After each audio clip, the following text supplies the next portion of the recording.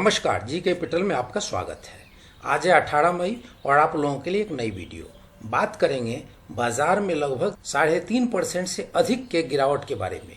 Video को अंत तक देखना न भूलें। सबसे पहले बाजार की समीक्षा कर लें तो चीज़ों को समझना आसान हो जाएगा।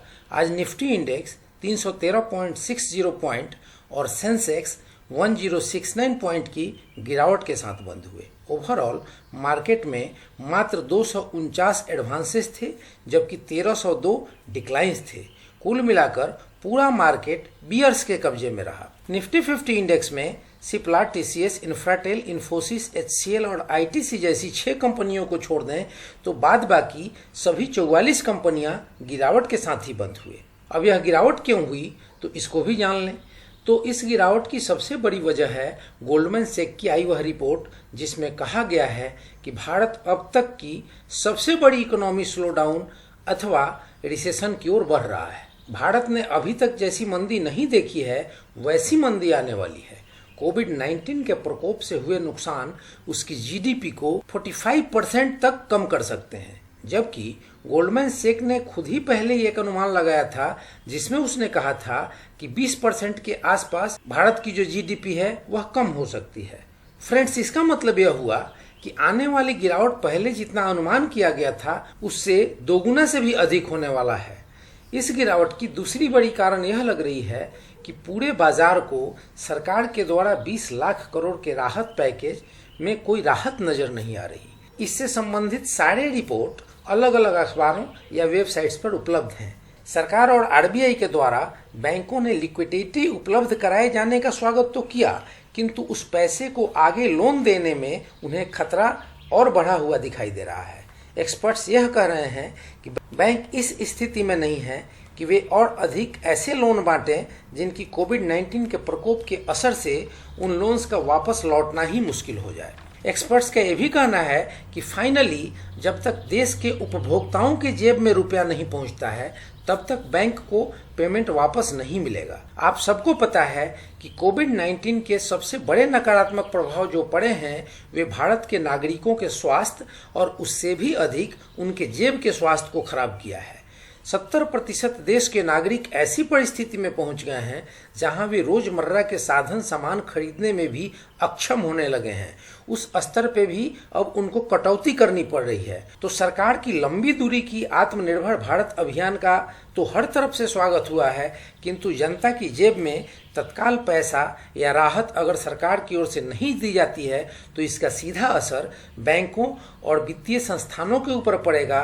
और इन्हीं सभी चीज़ों का मिला जुला असर था कि आज बाजार में गिरावट आई। अब अगर इकोनॉमिक टाइम्स की रिपोर्ट की माने तो आप देखेंगे कि इन्होंने शेयर बाजार को रास नहीं आया मोदी जी का मेगा पैकेज, सेंसेक्स 1069 अंक टूटा की शीर्षक से एक अपनी रिपोर्ट छापी है। रिपोर्ट के कुछ महत्वपूर्ण बिंदुओं पर अगर ध्यान दें तो आप देखेंगे कि सप्ताह के पहले दिन घरेलू शेयर बाजारों ने बड़ी गिरावट के साथ सत्र का अंत किया।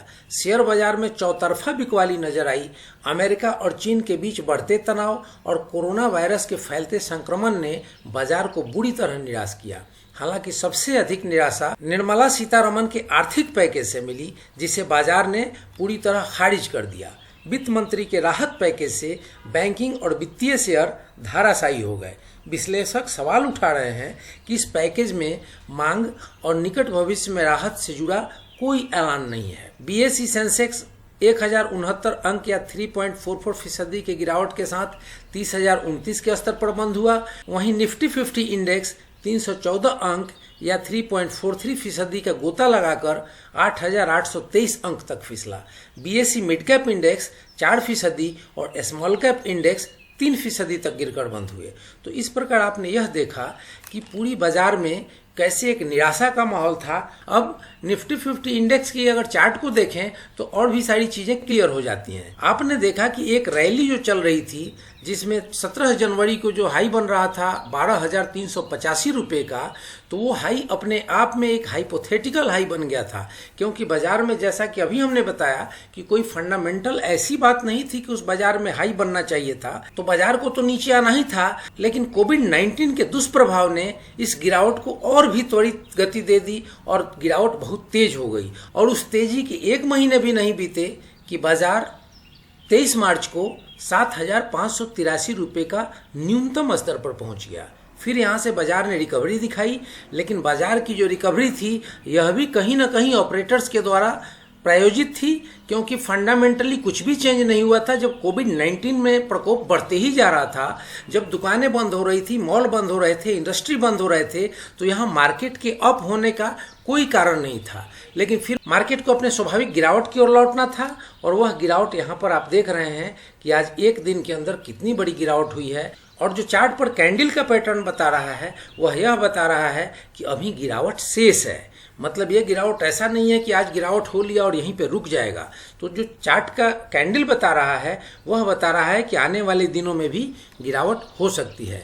अब अगर इसके आरएसआई को देखें तो आरएसआई भी नोज डाइव करता हुआ दिख रहा है, और जो निफ्टी 50 इंडेक्स है उसमें कमजोरी की ओर इशारा कर रहा है। अगर निफ्टी 50 इंडेक्स के एमएससीडी को देखें तो यहाँ भी एक बियरिश क्रॉसओवर बन चुका है, और यहाँ से मार्केट को नीचे जाने के संकेत मिल रहे हैं। तो फ्रेंड्स, ये रहा आज के बाजार का समीक्षा। और आपको अगर बाजार की समीक्षा अच्छी लगी हो तो वीडियो को लाइक, शेयर, सब्सक्राइब करें और बेल आइकन बटन दबाना ना भूलें, ताकि ऐसे इन्फॉर्मेटिव वीडियो सबसे पहले आप तक पहुंचे। जय हिंद, जय भारत।